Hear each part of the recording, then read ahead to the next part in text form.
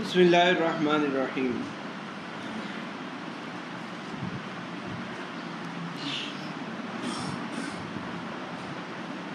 اس کی تعریف کرتے ہوئے، علم معنی کی تعریف کرتے ہوئے مصنف نے کہا کہ علم یعرف بھی احوال اللفظ العربی، لفظ عربی کے احوال جس علم کے ذریعے پہچانے جائیں وہ علم معنی ہے۔ تو اس پر سوال ہوتا ہے کہ علم معنی کے اندر تو اسناد کے احوال بھی بیان کیے جاتے ہیں، اسناد خبری کے احوال بھی بیان کیے جاتے ہیں، حالانکہ اسناد لفظ عربی نہیں ہے۔ تعریف میں کہا کہ علم یعرف بھی احوال اللفظ العربی، لفظ عربی کے احوال جانے جائیں۔ تو مسند اور مسند الیہ یہ تو لفظ ہیں، لیکن اسناد تو دونوں کے درمیان تعلق کا نام ہے، وہ تو لفظ نہیں ہے، پھر اس تعریف سے تو وہ خارج ہو جائے گا۔ اسناد کے حوالے اس تعریف سے خارج ہو جائیں گے۔ تو اس کا جواب دے رہے ہیں علامہ تفتزانی رحمہ اللہ، فرماتے ہیں کہ یہ بھی لفظ کے احوال بنتے ہیں، اسناد کے جو احوال ہیں وہ بھی لفظ کے ہی احوال ہیں۔ کس اعتبار سے؟ وہ اس اعتبار سے کہ ہم کہتے ہیں کہ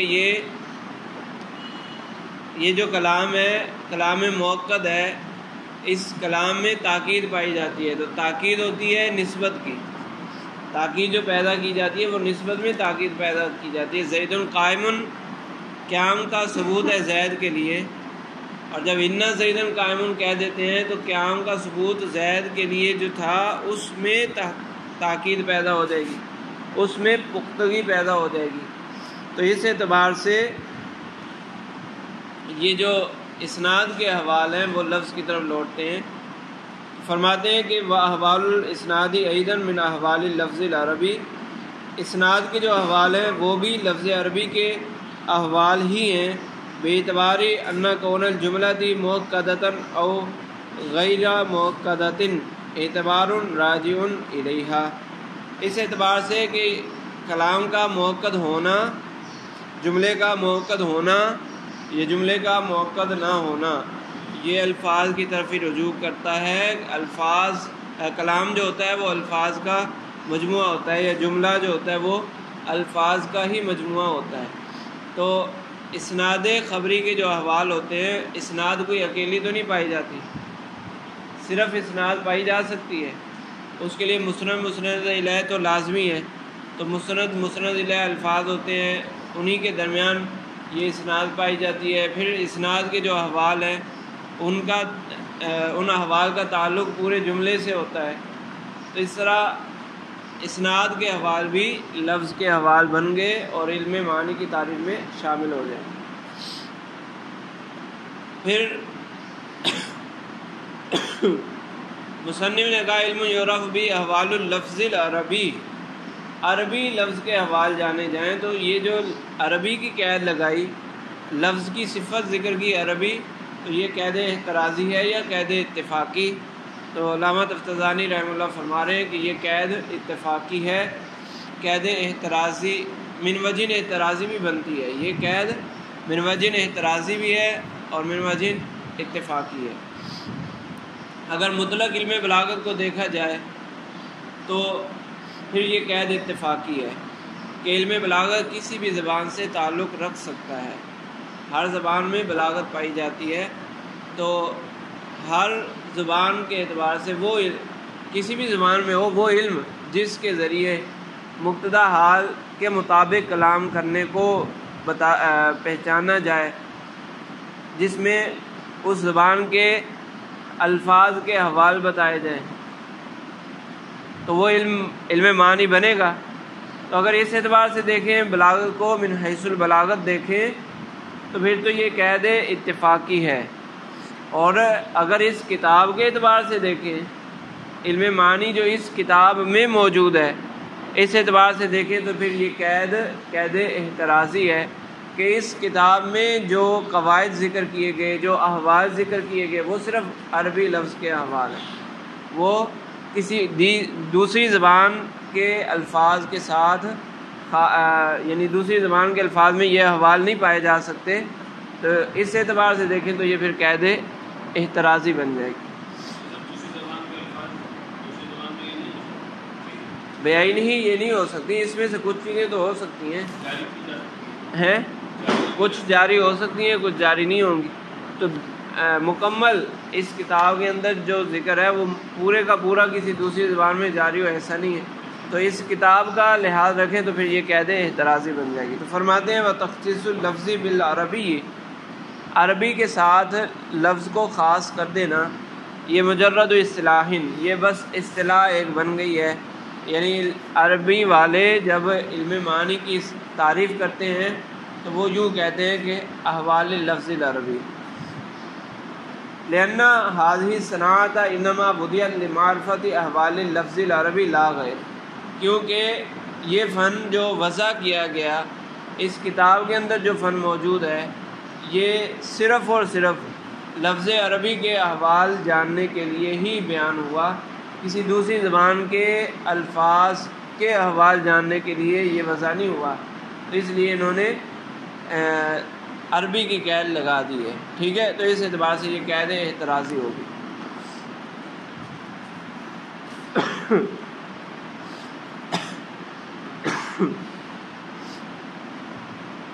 تلخیص المفتاح چونکہ مفتاح العلوم سے ملخص ہے، مفتاح العلوم کا ہی خلاصہ ہے علامہ سکاکی رحمہ اللہ کی کتاب کا، جس طرح شارح متن کا پابند ہوتا ہے اسی طرح تلخیص کرنے والا بھی کچھ نہ کچھ متن کا پابند ہوتا ہے۔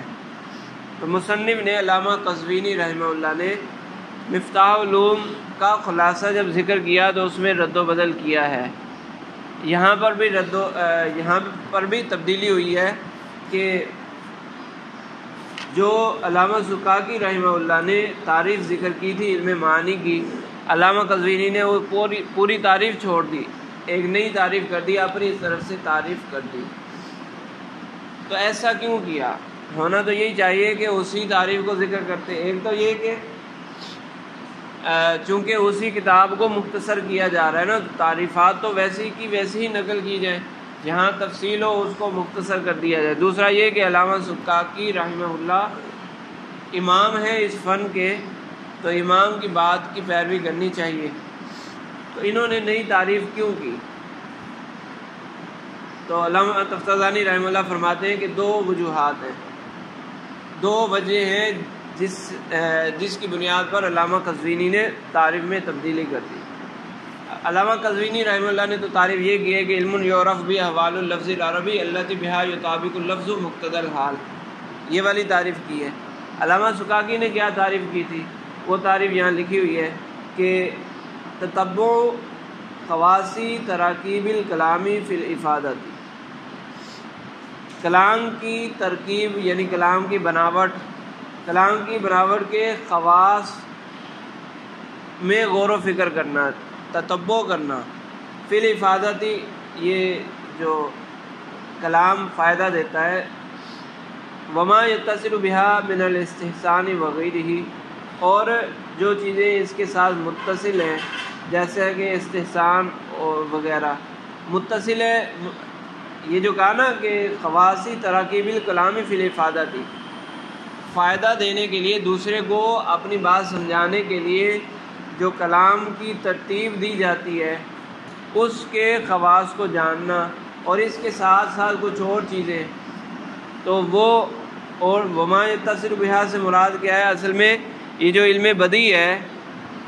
علم بدیع بعض علماء نے، بلاغت کے علماء نے اس کو الگ علم بنایا ہے، بعض علماء نے اس کو الگ حیثیت دی ہے، اور بعض علماء نے اس کو الگ حیثیت نہیں دی بلکہ اس کو علم معانی کے اندر ہی شامل کر دیا ہے۔ علامہ سکاکی رحمہ اللہ نے بھی علم بدیع کو الگ علم نہیں بنایا بلکہ اسی علم معانی کے اندر ہی رکھا ہے، تو اس لیے تعریف میں بھی اس کا ذکر کر دیا وما یتصل بہا، کہ فائدہ دینے میں جو کلام کی ترتیب ہوتی ہے وہ اس کے خواص کو بھی جاننا، اور اس سے متصل جو چیزیں ہیں ان کو بھی جاننا، وہ کون سی چیزیں ہیں؟ استحسان وغیرہ۔ لیحترز بالوقوف علیہا عن الخطأ فی تطبیق الکلام علی ما یقتضی الحال ذکرہ، تاکہ اس پر مطلع ہو کر بچا جا سکے کلام کو مقتضی حال کے مطابق کرنے میں غلطی سے بچا جا سکے. ٹھیک ہے،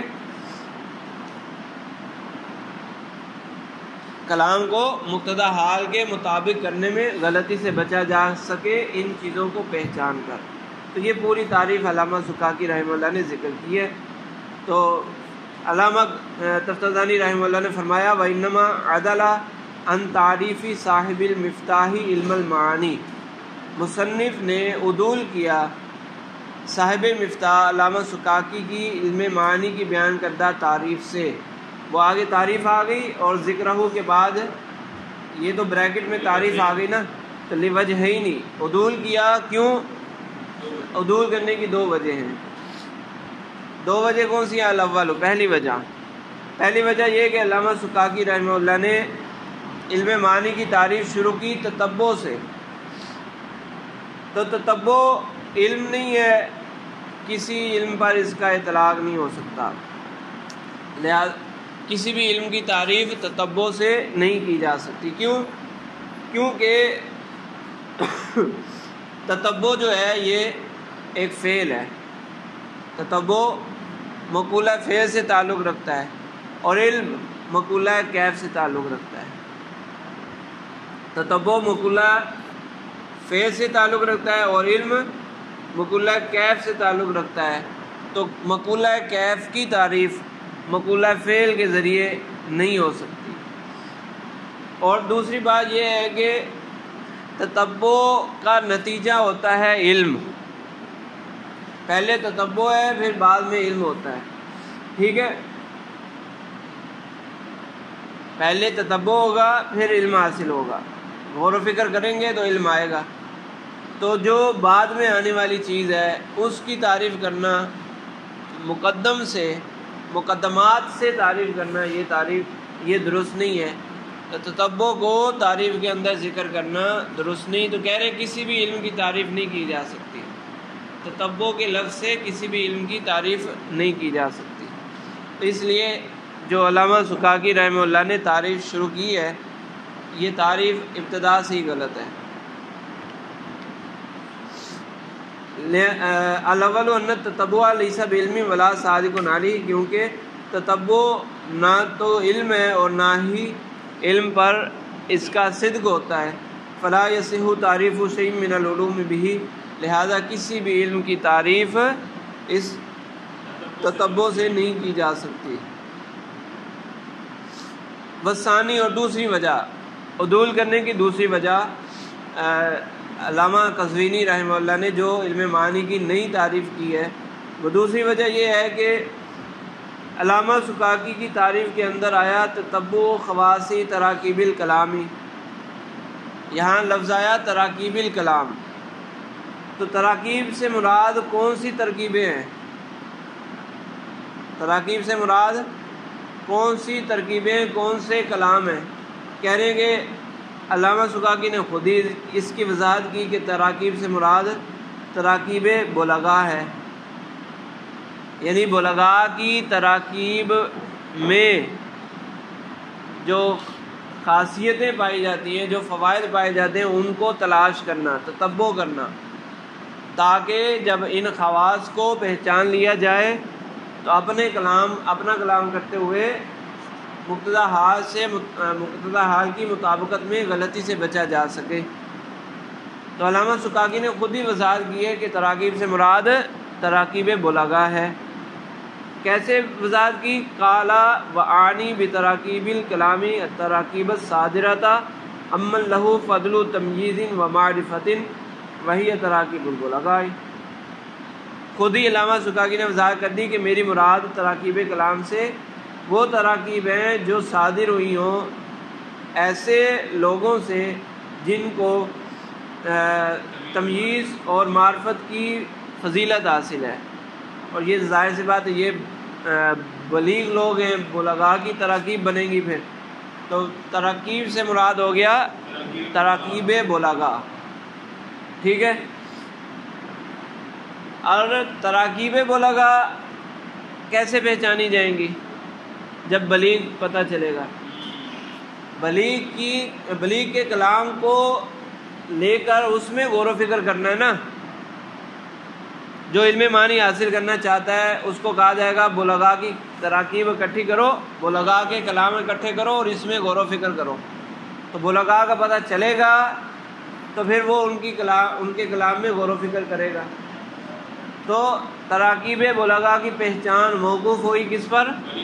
بلیغ کی تعریف پر، بلیغ کی پہچان پر کہ بلیغ کون ہے.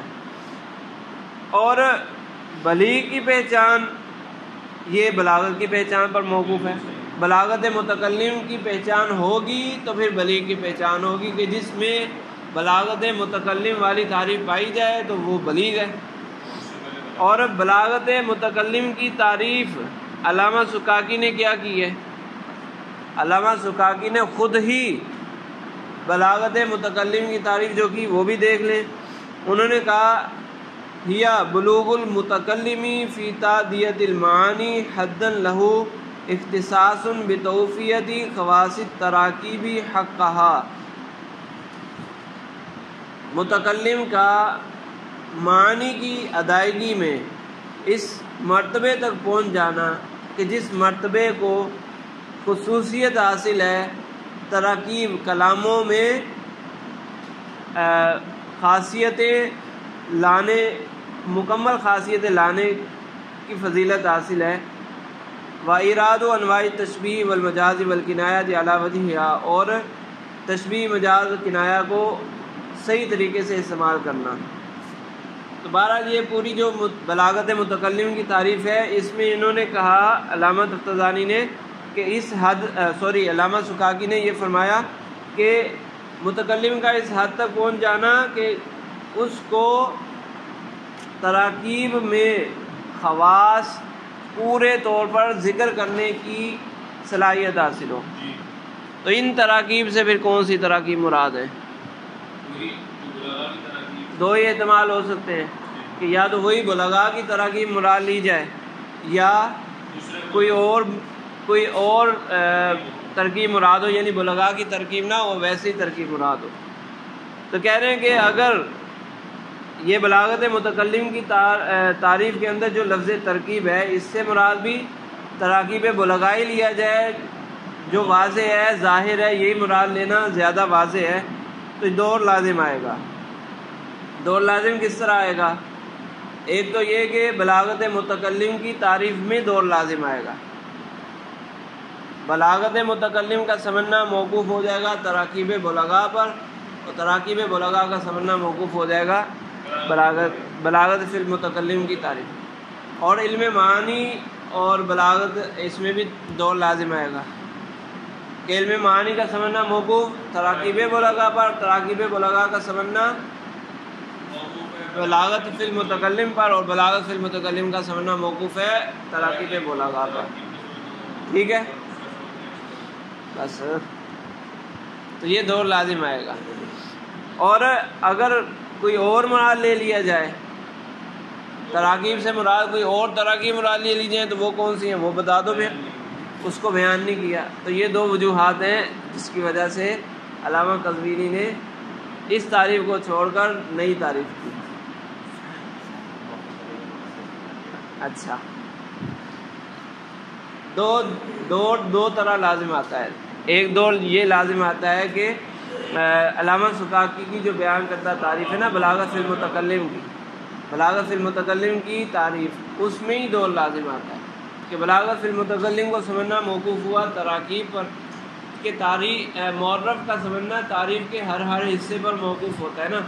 تو تعریف کے اندر، معرف کے اندر ایک لفظ ہے تراکیب، تراکیب بلغاء، تو اس کا سمجھنا موقوف ہو جائے گا بلاغت فی المتکلم پر، اور بلاغت فی المتکلم کا سمجھنا موقوف ہے پہلے سے ہی تراکیب بلغاء پر. تو اس طرح دور لازم ہے. دوسرا اگر علم معنی کی تعریف لے تو علم معنی کی تعریف میں شروع میں تھا، اس میں بھی تراکیب بلغاء تھا نا، تو علم معنی کا سمجھنا موقوف ہوا تراکیب بلغاء پر، اور تراکیب بلغاء کا سمجھنا موقوف ہوا بلاغت فی المتکلم پر، اور پھر بلاغت فی المتکلم کا سمجھنا موقوف ہوا دوبارہ تراکیب بلغاء پر. تو اس طرح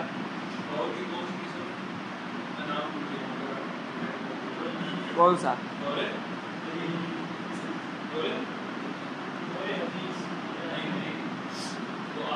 نہیں، وہ ایک ہوتا ہے دور بمرتبتین،